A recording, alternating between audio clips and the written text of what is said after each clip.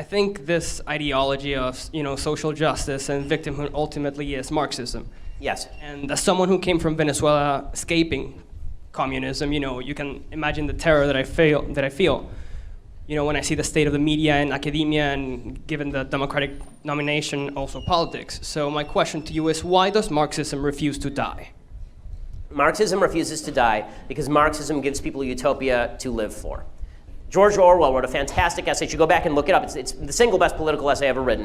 1940, he writes about why does Adolf Hitler's Germany rise? Why are young people signing up for Nazism when it clearly is such a flawed philosophy, deeply evil, guaranteeing pain, right? And what he says is, what we here in the West don't understand is that nice houses and decent cars and enough food to eat, all of that's nice enough, but there's still a yearning in the human soul for something more.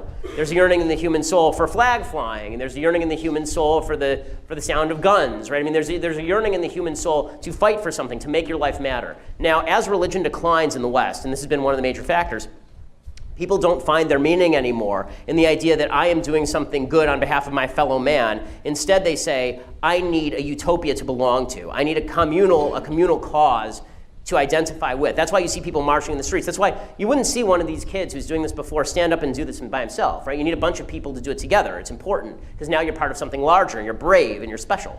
Right? You wouldn't do it as an individual. As an individual, you could actually have a conversation. But you're virtuous by membership in this clique. So the reason communism will rise again, and is rising again, and Marxism is rising again, is because it says we're more moral, we will provide a utopia, and you can be part of building that utopia no matter how miserable you are. It doesn't matter if we dragged your parents off and killed them in the gulags. All that matters is that you were part of something great, that you were part of something wonderful.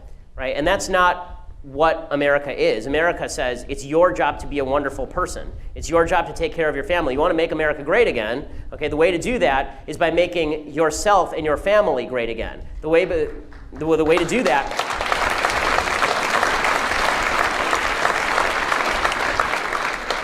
that is by being a decent person, independent of trying to grab the levers of government and use them to shape humanity.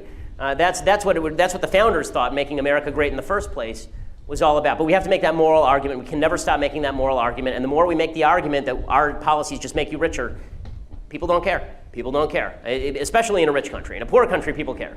Right? In a rich country, it's all fun and games, because we can talk until the cows come home about about social justice, so long as we get to go home and sleep at night in our nice warm bed sponsored by the state at a top university. But it's a lot harder to talk about social justice when you're eating dogs because you have nothing else to eat, as they are in Venezuela because all the shelves are empty.